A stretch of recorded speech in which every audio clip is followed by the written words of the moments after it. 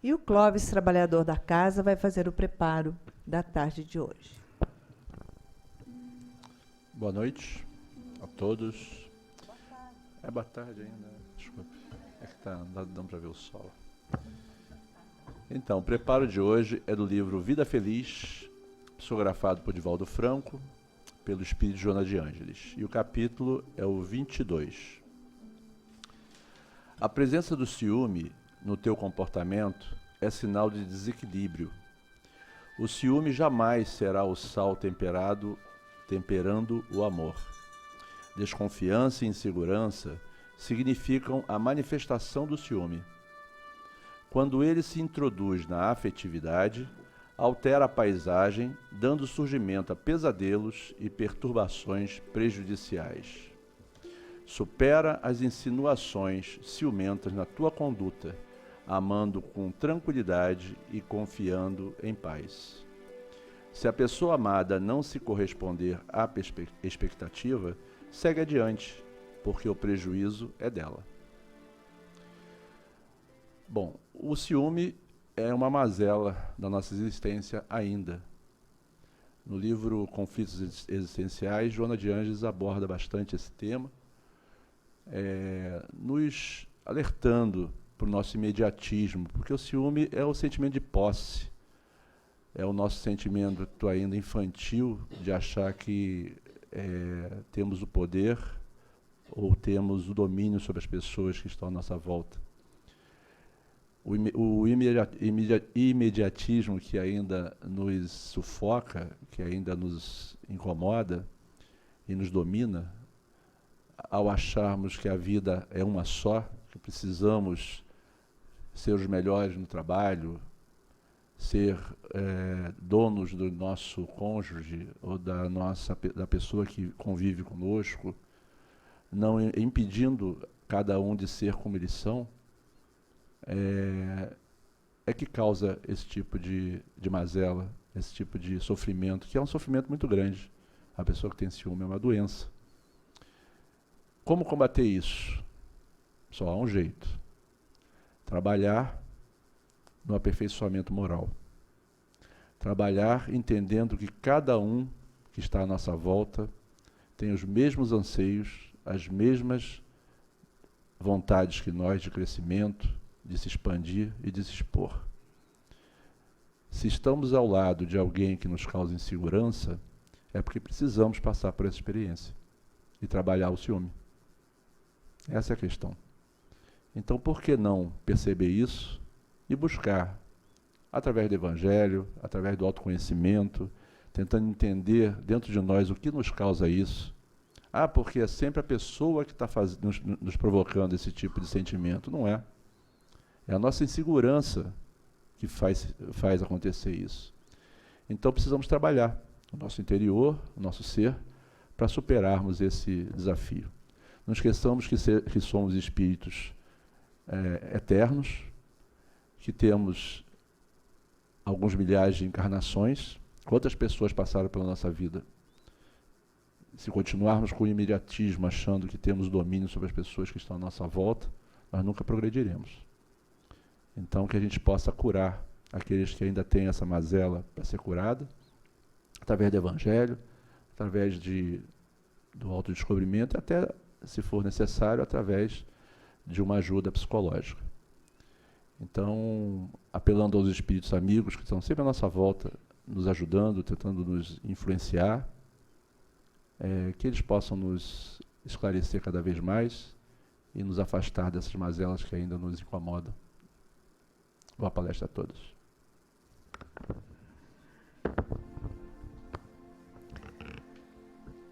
Jesus, amado Mestre, de amor incondicional, que nos acolhe na tarde de hoje para nos ensinar os seus exemplos, para nos envolver, de forma a serenar os nossos corações, trazendo ajuste para pensamentos equilibrados e harmônicos.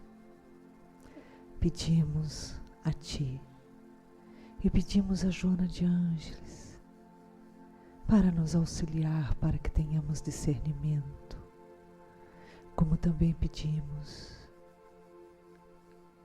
que envolva com o seu abraço carinhoso e a sua inspiração, veneranda querida, o nosso amigo querido Marcelo Nazaré, que nos traz os estudos da tarde de hoje. Graças a Deus.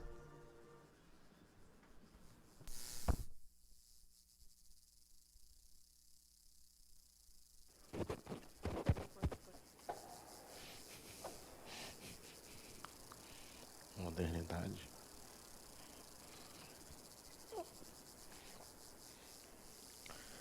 Gravitando para Deus, através de Jesus, o caminho reto para a verdade que nos liberta, no rumo da vida invencível, que Ele nos abençoe, que Ele nos guarde e nos mantenha na sua paz. Søren Abe Kierkegaard, no século XVIII, fazendo uma análise do cristianismo de onde procedera, pôde conceber que a criatura humana era uma criatura em sofrimento. A angústia dominava os indivíduos, e a busca naturalmente da felicidade fugia às mãos dos indivíduos que morejavam na sociedade. Observando as criaturas que adentravam e saíam das igrejas reformadas, como era o seu caso, como da igreja romana dominante ainda, Kierkegaard pôs-se a observar na carta magna do Evangelho as possibilidades de engrandecimento do ser e as dificuldades para encontrar a felicidade e a plenitude que o reino dos céus promete àqueles que forem fiéis às propostas exaradas pela figura de Jesus. Observando isto, e após a sua expulsão da igreja protestante, por discordar dos sacerdotes que a coordenavam, pôs-se ele a escrever em uma literatura vasta, uma filosofia existencialista que permitiria aos indivíduos caminharem na direção da própria consciência, onde encontrariam o reino dos céus, portas adentro do coração. Porém, Kierkegaard, em sua preocupação, observou que todo ser vivo necessariamente atravessa um grande combate portas adentro da própria alma. Ele observou que todo indivíduo preenche dialéticas e que exatamente pela vontade infantil, é claro, pelo desejo de superar essas dialéticas e não as aceitar, ele encontra a infelicidade. Para Kierkegaard, a felicidade está em aceitar a dialética e a infelicidade está em não aceitar a dialética. Mas de que dialética é essa de que ele fala? Ele observa, por exemplo, que todos os seres humanos são indivíduos que, na condição de organismos físicos, de individualidades biológicas, naturalmente nascem, crescem, desenvolvem-se, reproduzem-se e morrem. E a finitude do organismo físico promove a angústia, o desespero, porque existe uma experiência não conhecida chamada morte, que aguarda inevitavelmente todos aqueles que se encontram diante da vida. Ao passo que, da mesma forma que o ser é mortal, ele sabe, por aprendizado, que é um espírito imortal domiciliado na carne mortal. Então a primeira dialética a que todos os seres humanos estão naturalmente presos é da morte e da imortalidade. Todo indivíduo é mortal e é imortal para Kierkegaard. É fisicamente imortal, é espiritualmente imortal. E enquanto ele não aceita isto, e vive tentando se tornar imortal biologicamente, não aceitando a condição de finitude, surge-lhe a angústia que lhe impede a felicidade. Mas ele também observa que os indivíduos vivem numa outra dialética, que ele denominará de necessários e possíveis, porque todo indivíduo está dentro de uma limitação. O corpo, ele é uma limitação. Ninguém possui mais do que a sua própria altura. E como Jesus enunciara no Evangelho, quem haverá que poderá aumentar de um côvado a sua própria estatura? Todos os indivíduos possuem determinada altura, determinada largura, uns mais, outros menos. Há indivíduos que possuem determinadas características físicas, e essas características não podem ser modificadas. Mas, se são cegos ou videntes, se são surdos ou audientes, se são indivíduos íntegros ou são coxos, amputados, paralisados, paralíticos, não importam quais são as limitações do corpo físico do indivíduo. Também não importa se o indivíduo é rico ou é pobre, se ele é abastado, se ele é anônimo. Não importa a vida que o indivíduo leve. Todas as conjunturas que compõem a vida de um indivíduo são limites que o indivíduo não pode superar, mas dentro destes limites, o indivíduo possui uma infinitude de oportunidades de desenvolver-se. Então ele cria uma segunda dialética, necessários ou limites e possíveis, dizendo que, num círculo estreito de limites em que o indivíduo se demora, ele possui naquela limitação ilimitadas possibilidades de se desenvolver. E que a infelicidade está quando o indivíduo não aceita esta dialética. Ele não quer ter limites e não sabe lidar com a infinitude que possui mesmo nos limites que o possuem. Então Kierkegaard observou que o indivíduo vive tentando vencer a dialética e não a aceitar, não aceitando a oportunidade da existência como ela lhe foi dada, entendendo que é espírito imortal em carne mortal, de que é indivíduo limitado, porém ilimitado nas limitações que possui naquela existência. E exatamente nessa luta contra a dialética, ele encontra o sofrimento, a angústia, que para ele também é um fenômeno psicológico profundo. E ele então enuncia, como se pode ler na obra O Desespero Humano, a primeira obra ética da filosofia de Søren Kierkegaard, em que ele diz que a dor, o sofrimento, é o clamor da consciência para que o indivíduo se dê conta das suas possibilidades mais próprias. Toda vez que o indivíduo não se comunica com a própria consciência, diz ele, toda vez que o indivíduo não acessa as leis divinas íncitas no seu interior e que se devem manifestar, que devem vicejar como um jardim de flores em múltiplas cores ao longo da sua existência. Toda vez que o indivíduo não aceita exatamente, como diria a inovidável Chiara do Feducci, Clara de Jesus, florescer onde for plantado. Quando o indivíduo não aceita florescer onde for plantado, a consciência clama das profundezas e surge a experiência da dor como um alerta das profundezas do ser de que ele não está diante das suas possibilidades mais próprias. Então, para Kierkegaard, a busca do reino dos céus, da felicidade, encontra-se no momento em que aceitamos uma dialética de que somos seres criados para a felicidade e para a infelicidade ao mesmo tempo. Porque podemos apresentar experiências infelizes na nossa existência comum e temos o dever de encontrar a felicidade extrema nas aparentes infelicidades da jornada terrena.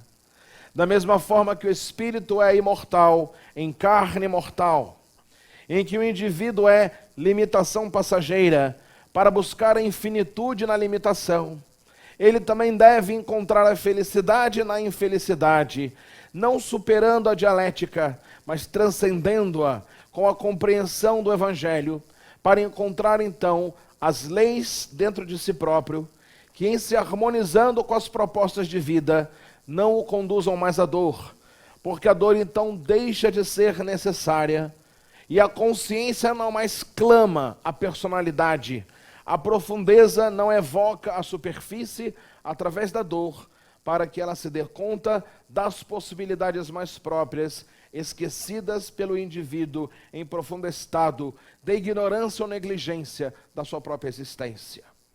Nessa proposta de Kierkegaard do século XVIII, Muito antes que a psiquiatria viesse, com Johann Christian August Reinhoff, na Alemanha do século XVIII, posteriormente com os contributos de Sigmund Freud, de Carl Gustav Jung e outros inesquecíveis psicologistas, Kierkegaard pôde observar que a figura do Evangelho e, obviamente, de Jesus, como psicólogo ideal da humanidade, ali se encontrava com muita clareza, porque é verdade no Antigo Testamento, no capítulo 12 do livro do Eclesiastes está escrito: a felicidade não é deste mundo. E os indivíduos põem-se a evocar essa passagem, como a justificarem todos os estágios de prova, de luta, de desafio, de dificuldades a que a humanidade se vê a braços, sem logicarem em profundidade acerca do que significa dizer que a felicidade não é deste mundo. Em primeiro aspecto, há que se perguntar que é felicidade. E no segundo aspecto, que é este mundo, para identificarmos de que mundo falamos, para dizer que a felicidade não pertence a este mundo de que também não sabemos falar. Como diriam os espíritos para Allan Kardec, é muito difícil falar sobre algo quando não se tem os termos apropriados para compreender, e muitas vezes falamos daquilo que não entendemos, utilizando palavras que entendemos menos ainda, fazendo uma mixórdia e uma confusão que nos impedem de entender a nossa própria existência. Então Kierkegaard aprofundou esse pensamento, aprofundou a pesquisa psicológica filosófica e encontrou no Evangelho a carta magna da autossuperação moral e da transcendência das dialéticas, que muitas vezes não compreendidas nos impedem de jornadear e vencermos na nossa própria vida. Quando o Eclesiastes então é evocado, dizendo que a felicidade não é deste mundo, parece fácil e pueril dizer que a felicidade é um estado de alegria, de bem-aventurança, mas em verdade é um conceito de que cada um de nós poderá ser portador no nível individual e que será um conceito absolutamente único para cada um de nós, encarnados ou desencarnados, que aqui nos encontramos reunidos nesse momento. Se fizéssemos uma enquete acerca do significado da felicidade, para alguns a felicidade seria ter, por exemplo, a casa própria. Para outros a felicidade seria encontrar o marido ou a esposa. Tem muitos que vêm à casa espírita em busca disso. Vamos avisando que não é bom, não. As pessoas têm essa mania, mas casa espírita não é o melhor local para encontrar o casamento. As pessoas têm essa ilusão: eu vou encontrar um marido espírita, vai ser excelente. Encontrar uma esposa espírita, achando que a coitada, porque a coitada da doutrina espírita pode se responsabilizar pelo uso ou mau uso do livre-arbítrio do indivíduo, marido, esposa, namorado ou namorada. E aí a pessoa vem à casa espírita. Antigamente se dizia buscar rabo de saia, perna de calça. São umas expressões que entregam a idade, mas que a gente não precisa lembrar. Mas aí, há indivíduos que buscam, no entendimento da espiritualidade, a felicidade, e pensam que a felicidade é o carro do ano. E aí eles compram o carro do ano e ficam muito felizes.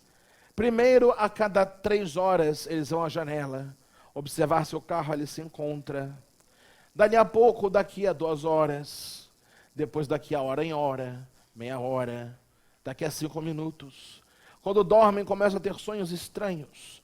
Sonham que o carro foi roubado e acordam com broncoespasmo. E aquela alegria do carro do ano, ele fica mais feliz porque aí ele compra alguns utensílios, trava elétrica, vidro elétrico, alarme, segurança, vigia armado, câmera digital, etc., radar, GPS, contrata um Exu no terreiro do lado, porque ele tem que proteger o carro do ano. E a pessoa fica feliz porque teve o carro do ano. Então há várias pessoas que buscam alegria, felicidade em locais estranhos, em situações esquisitas. E há indivíduos que incomodam a gente muito mais. Certa ocasião, observamos os nossos amigos dizer: fulano é feliz. Como ele é feliz? Certa ocasião disse uma dirigente espírita para mim em São Paulo: o meu filho é louco. Mas por que o seu filho é louco? Veja bem, eu adotei 2 crianças e vivo com elas. Uma entende, o pai tem posses, nós somos donos de um hotel gigantesco, de um centro de convenções. O meu filho prefere dormir num colchão fino sobre o solo. Não quero uma cama. Eu pude comprar a cama YZW da firma tal, da empresa Y. E ele não quer, ele deu para os pobres aquela cama e dorme no colchão. Ele está enlouquecendo. Eu acho que é a origem ancestral dele antes de ser adotado. A mãe biológica deveria ser uma mendiga, só pode ser, porque ele precisa aceitar aquela cama. Ele estava feliz no seu colchãozinho ali no solo, não estava incomodando ninguém.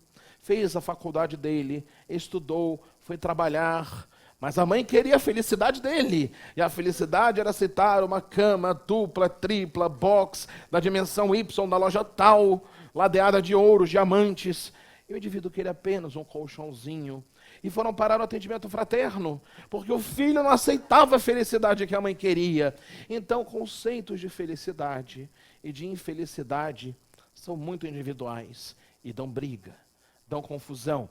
Dão confusões dentro e fora dos indivíduos, que não conseguem perceber que são conceitos abstratos que cada um poderá construir e organizar dentro do próprio coração. A felicidade e a infelicidade são conceitos que não podem ser tomados em absoluto diante desta ou daquela pessoa, porque aquilo que torna um indivíduo feliz pode tornar o outro infeliz. Há pessoas muito curiosas, podemos observar. Muitas vezes você vai a uma pessoa, por exemplo, numa obra como a obra Mãos Unidas, que é a casa que realiza. E aí você atende uma mãe, naquela ocasião, ou entrega uma cesta básica, ou conversa. E poderemos observar que determinadas pessoas irão dizer muito obrigado, com um sorriso estampado, e ficarão felizes. Outras dirão muito obrigado de forma séria. E aquelas que olharão para você e pensarão, que raiva que este indivíduo pode me ajudar. Porque se eu pudesse ajudar, eu era superior. Mas já que ele me ajuda, eu sou inferior. Que raiva! E sai irritada da casa espírita. Dali a 5 minutos, vai na igreja evangélica e pega outra cesta básica. Vai na igreja católica, pega outra cesta básica. Se tivesse uma igreja ateia, também ia na igreja ateia e pegava mais uma cesta básica. Porque é o colecionador da caridade alheia. Mas o sentimento que domina o indivíduo não é nem a indiferença nem a ingratidão. É a raiva do ser ajudado. Então há indivíduos que ficam felizes ao serem ajudados e gratos. Há indivíduos que ficam felizes, mas são tímidos. Há indivíduos que ficam indiferentes, que acham que todos têm a obrigação de ajudar. E há os indivíduos que têm raiva de serem ajudados, pelo orgulho de precisarem ajuda. Então o problema é da ajuda, a culpa é da ajuda. Não, é o comportamento de cada indivíduo que organiza o seu caráter e que permite a cada um enxergar alegria e tristeza, felicidade e infelicidade em situações idênticas. Não existem 2 indivíduos, por mais parecidos que sejam, que enxerguem a felicidade e a infelicidade da mesma forma.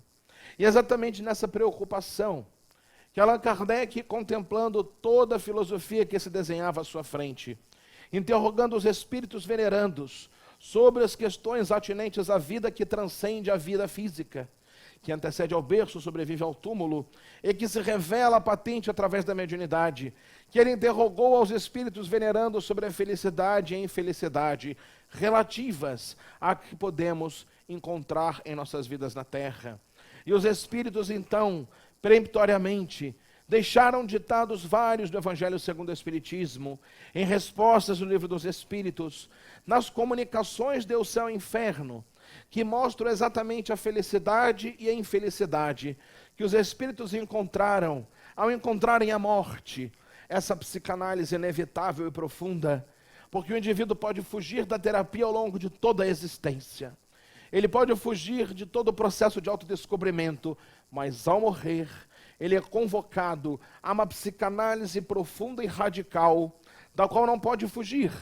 E no momento então que isso acontece, inúmeros espíritos deixaram para Allan Kardec, em ditados memoráveis em O Céu e o Inferno, descrevendo os insucessos e os sucessos que ocorreram após a disjunção molecular e a libertação do espírito do cárcere da carne através do fenômeno da morte. Observamos Condessa Paula, por exemplo, Em O Céu e Inferno, a Condessa Paula, na página do capítulo destinado aos espíritos ditosos, descreve a sua vida.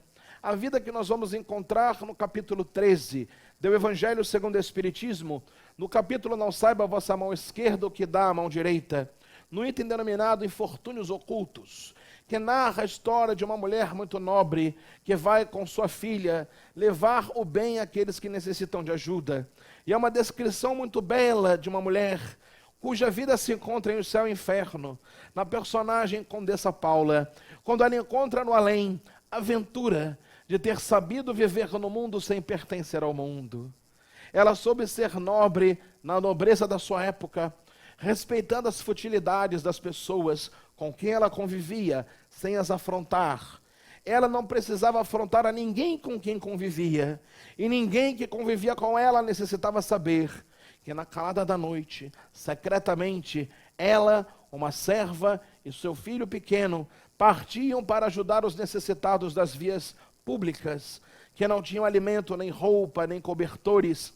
E ela, uma vez reconhecida por uma das suas beneficiadas, que deparou-se com a condessa na sua vestimenta e no seu porte, ela silenciou e disse: "Shh, abstente-se a falar disso com quem quer que seja." Assim falava Jesus. Então, O Céu e o Inferno mostra isso para nós, mas também mostra espíritos que se suicidaram, espíritos vítimas da pena de morte, para aqueles que acreditam que a pena de morte livra-nos da criminalidade, reunindo criminosos no além-túmulo, que prosseguem no seu caráter, porque a morte não santifica ninguém, apenas transforma indivíduos de uma faixa noutra faixa vibratória, e que agora vão se reunir em grandes hordas no plano espiritual, para inspirar mediunicamente crimes ainda mais hediondos para os incautos e invigilantes que permanecem na matéria.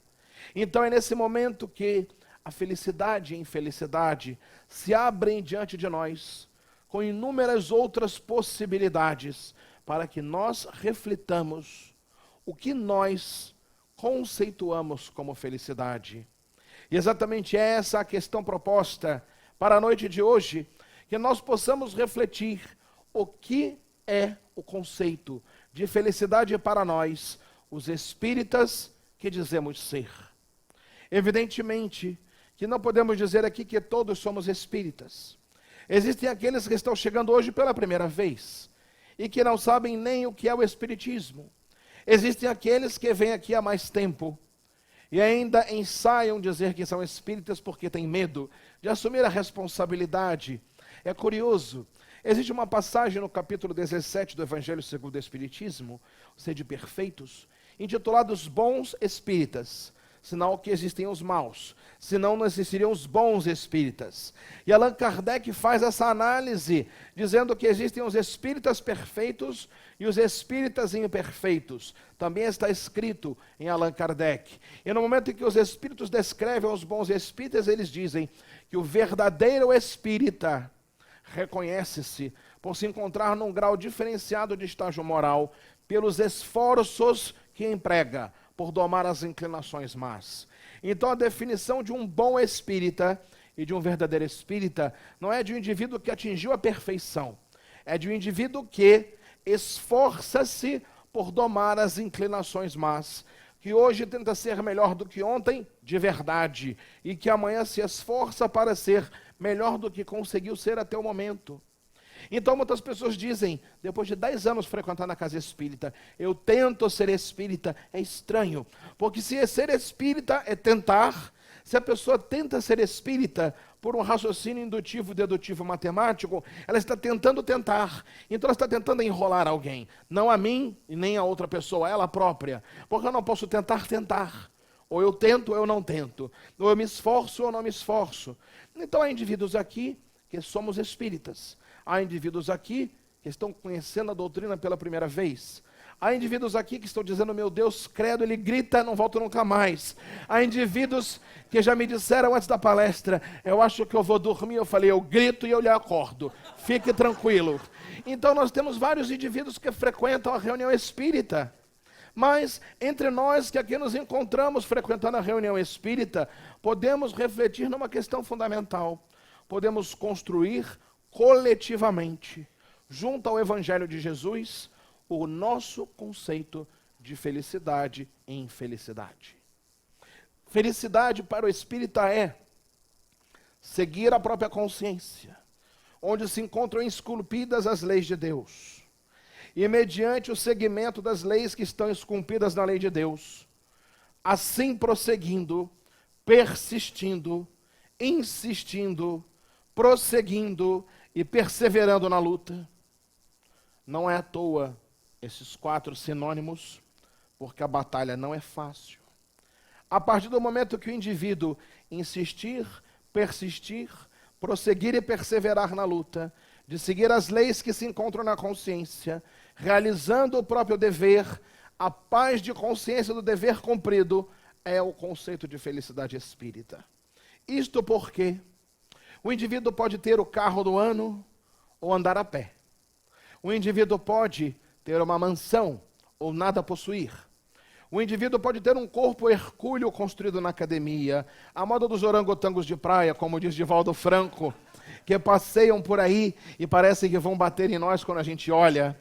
Aos indivíduos muito curiosos, eles andam de camisa regata com tatuagens enormes, e quando você olha para a tatuagem, ele diz, está olhando para quê? É engraçado alguém fazer uma tatuagem, mas ninguém pode olhar. Quando você olha, olhou para quê? Para você, que parece um mural, e eu posso olhar. Se você não quisesse ser visto, não se pintava.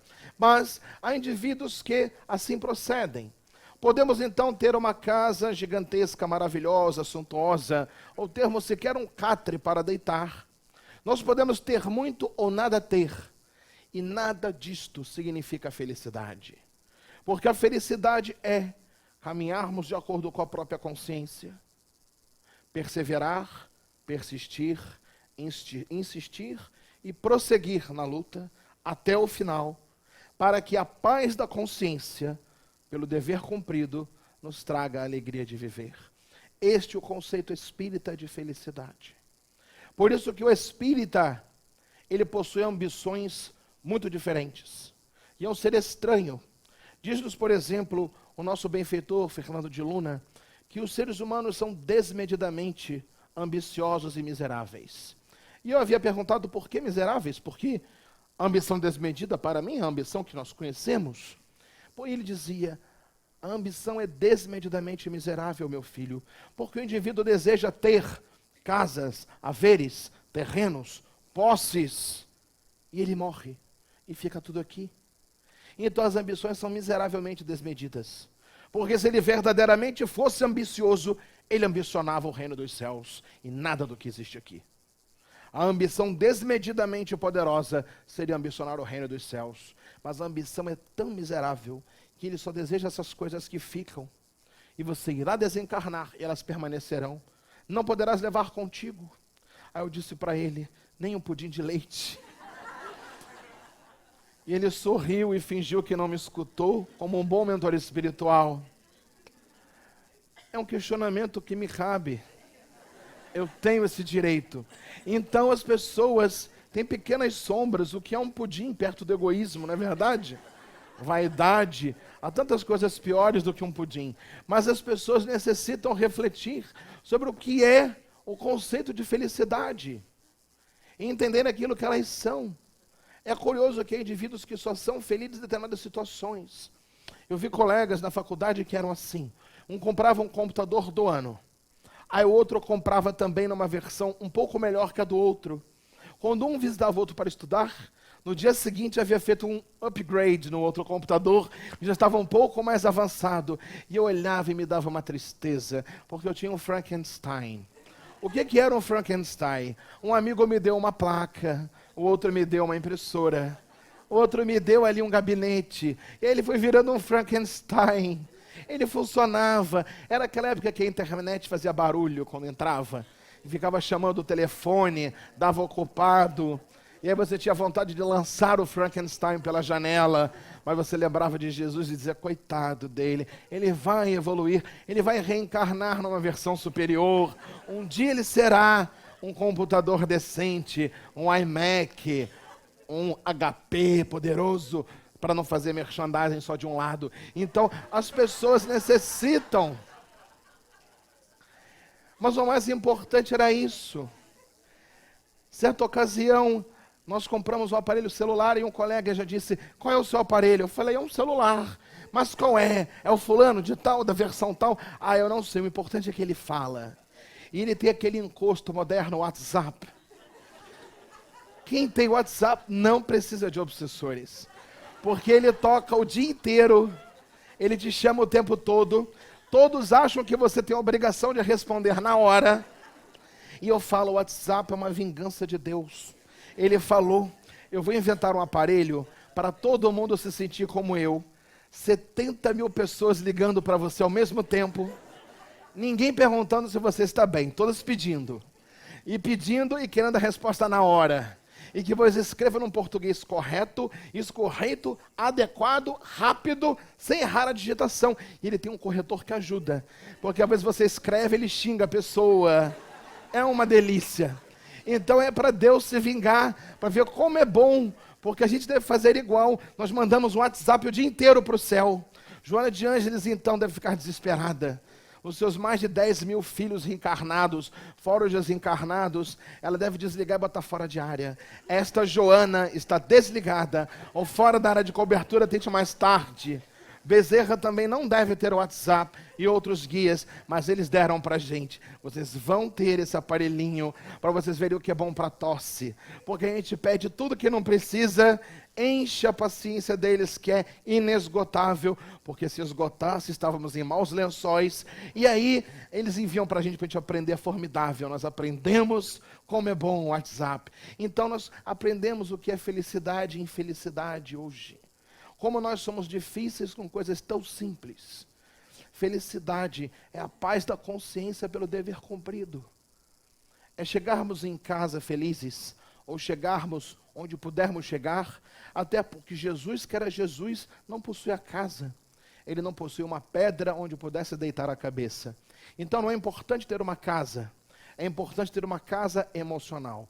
E ao adentrarmos ao nosso lar emocional, deitarmos a cabeça no travesseiro do próprio coração e dizermos, hoje eu pude fazer alguém sorrir, eu pude minimizar a dor, eu pude fazer algo de importante. Ontem, por exemplo, um paciente nos perguntou no consultório, e foi curiosa a consulta, às vezes acontece, um paciente adentra e me pergunta, eu vim me consultar para fazer uma pergunta, e nós dizemos, pois não, eu queria saber qual é a minha missão na Terra. E aí nós tivemos um choque. A consulta era médica. Não, é porque disseram que você era médico espírita, então eu vim à consulta saber qual era a minha missão. Eu falei, desculpe, então é um pequeno equívoco. Eu sou médico e espírita. Eu não sou médico espírita, porque o espiritismo não é uma especialidade médica. É uma especialidade para eu tomar vergonha na minha cara, ser um indivíduo melhor do que eu me propus ser, avançar a cada dia, ser menos egoísta, menos orgulhoso, menos vaidoso, menos qualquer coisa que não preste, que são muitas, a lista é grande. E aí, aos poucos, melhorando, eu me tornar apto também a perceber que eu preciso estudar sem parar as disciplinas médicas para oferecer a melhor abordagem para a sua questão. Então não existe um médico espírita. Existe o oftalmo, o endócrino, o psiquiatra. E se ele for espírita, é muito bom para ele, que é espírita, para que ele evolua. Não para impor a sua religião aos seus pacientes ou utilizar isso como chancela para ganhar clientes, que passam a acreditar que você tem poderes supernaturais. Uma vez uma pessoa me ligou e disse, é você que é o médium vidente? Eu falei, não sei. A senhora me ligou por quê? Porque dizendo que você é médico, médium vidente. Eu falei, que estranho, é mesmo? E quem foi a pessoa que disse isso? Ah, eu não posso dizer. Eu falei, é a primeira indicação médica que eu não posso saber, que curioso, não? Mas você não é médico? Eu falei assim, sou médico. Você é médium? Devo ser. Kardec disse que todos são. É evidente? Eu falei, estou vendo. Eu uso óculos, lente de contato, mas eu vejo. Ah, você é um mal educado. E bateu o telefone na minha cara. Mas ontem uma pessoa queria saber qual era a missão dela. E eu fiquei sem saber o que dizer. Eu disse, mas eu não sei nem qual é a minha missão. E tem umas pessoas engraçadas que elas querem assim evoluir. Eu quero ser Jesus. Não seja Jesus. Porque se você quiser ser Jesus, há um problema. Ele já foi ele. Se você tentar ser ele, isso é esquizofrenia. Você está tentando ser uma outra pessoa. Ele foi um ótimo Jesus. Você tem que ser uma ótima você. Se o seu nome é Maria, não seja Jesus, seja Maria. Se é João, é João. Se é Egberto, é Egberto. Se seu nome é Asquembras Fombildo, é Asquembras Fombildo. Mas seja um bom qualquer coisa. Não seja um bom outra pessoa. É muito curioso isso. E tem pai espírita que batiza o filho com o nome espírita, igual católico para isso. Aí eu conheci Allan Kardec filho, porque já tinha o Allan Kardec pai. E eu conheci vários André Luiz. Vai nascer uma safra de Joana de Ângeles a qualquer momento, Emmanuels e outros. Então nós precisamos parar esse ridículo mental e nos conscientizarmos do que a doutrina espírita nos convoca. E entendermos o que é de fato ser feliz. E aí nós dissemos para esse irmão que estava lá, em primeiro lugar, você não vai pagar a consulta, porque eu não posso cobrar pelo espiritismo. Você veio aqui para um atendimento fraterno numa casa espírita, e lhe enviaram para um atendimento fraterno no consultório médico, para que você acreditasse que pagando teria um atendimento melhor. E quem lhe indicou ou é um ignorante, ou foi um embusteiro de má fé. E nós iremos conversar com essa pessoa, porque sabemos quem foi. O que fizemos ontem à noite mesmo. E, na verdade, era uma outra questão, que aqui não cabe, o embuste era do paciente, não do terapeuta que eu havia indicado, que também era médico, que também era psiquiatra. A gente achou estranho um psiquiatra encaminhar para outro, né? Um psiquiatra, quando encaminha para outro, é que a coisa é grave. E aí, naquela situação em que nós nos encontrávamos, nós dissemos, a sua missão, sabe qual é? A sua missão, eu vou lhe ensinar o que Clara de Assis dizia. E aí recordei a frase que falei no começo, floresça onde você for plantado. Qual é a sua profissão? Ele diz, eu sou formado em tal coisa. Eu falei, pois não. Formado em tal coisa, seja uma pessoa honesta naquilo que você faz. Por exemplo, se você for professor, dê aula com amor profundo. Mesmo que o seu salário não seja digno, mesmo que as pessoas não respeitem a sua profissão, que você não a desrespeite. Que os alunos que estão à sua frente entendam, através do seu coração, que são filhos a quem você ama. Porque eles podem não ter nascido através das flores da carne do teu próprio ventre, mas são filhos endereçados a Deus pela consciência, para que os eduques em nome de Deus. Mesmo que não ganhes o salário que mereces, ao salário indireto do bem que espalhas. Se você é advogado, seja um advogado honesto. Lute por aquilo que é correto. Não lute por qualquer causa só porque ela lhe dê lucro. E use o sofisma da justiça, do direito, da equidade para justificar lutar por uma causa indigna apenas para manter o seu salário. Se você é médico, seja digno na sua profissão. Não importa se você ganha pouco ou muito, se trabalha no SUS ou no setor público. Importa que você atenda a cada indivíduo que adentra à sua frente como se fosse a sua mãe. Porque o dia que você atender alguém, sem pensar que aquele indivíduo é a sua mãe, é melhor não atender. É melhor ir para casa, fazer uma reflexão, até que possa amar aquele que você não conhece, como se fosse a sua mãe. Se você é contador, seja um contador honesto também. Não faça falcatruas aqui ou ali para endinheirar. Porque o dinheiro fica na matéria e você desencarna. Então o caminho do espírita da felicidade é um caminho árduo. Ser feliz para o espírita não é ser alegre necessariamente. Porque para ser feliz é necessário abrir mão daquilo que neste mundo é chamado de feliz, por aqueles que acham que são mortais.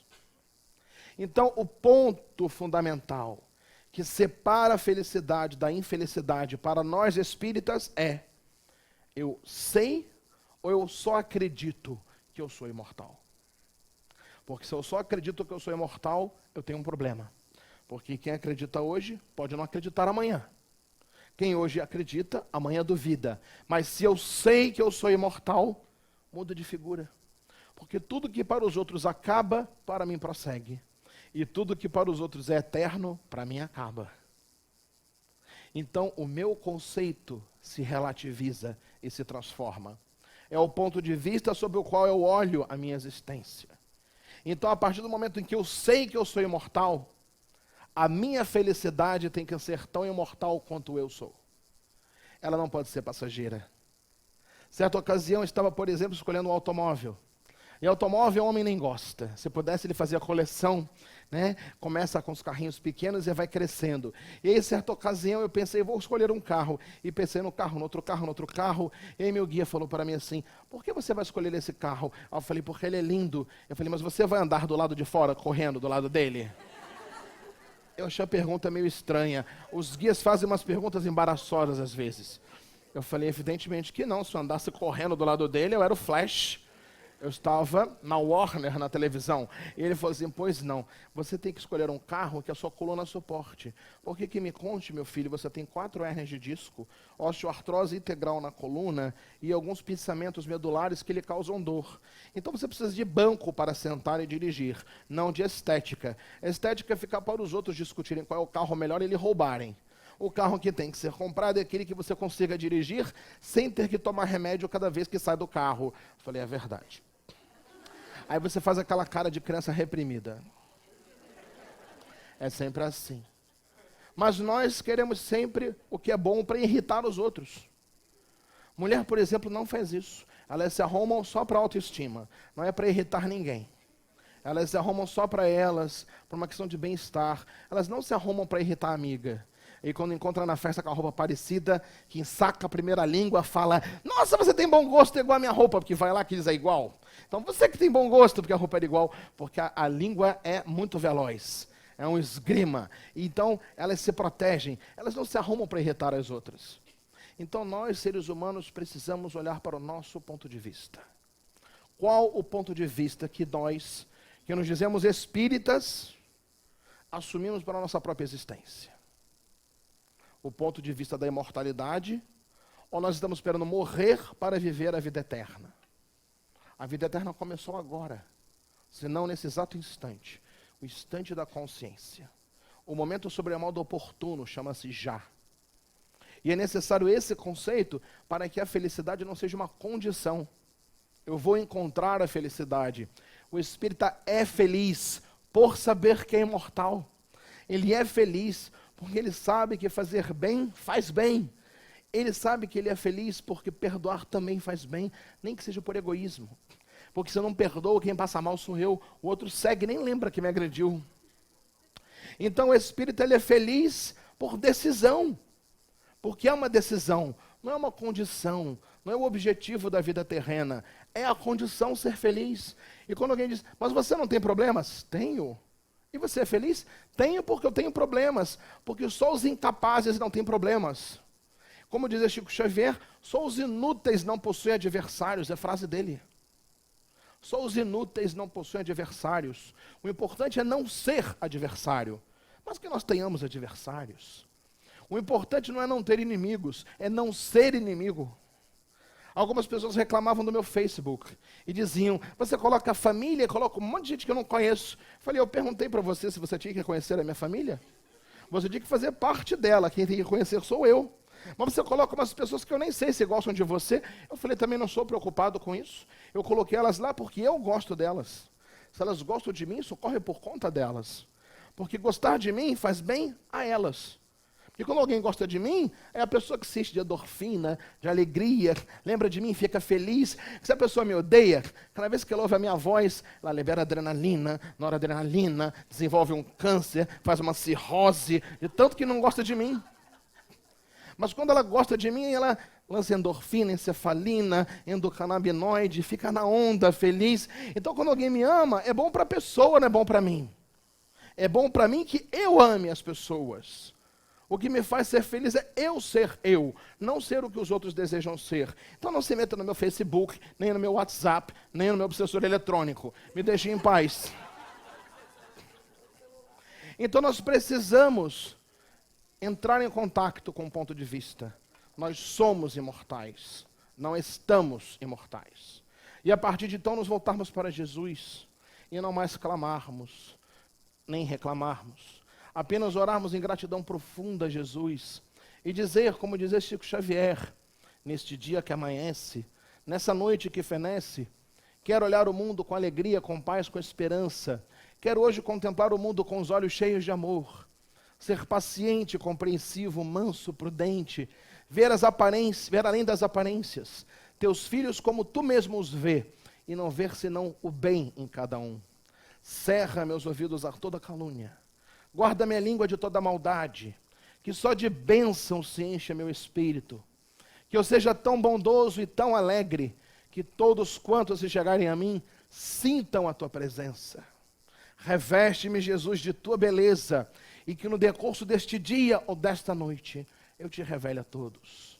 Ave Cristo, os que anseiam a glória de servir-te, Senhor, te glorificam e saúdam, agora e por todos os ervos da eternidade. Que assim seja.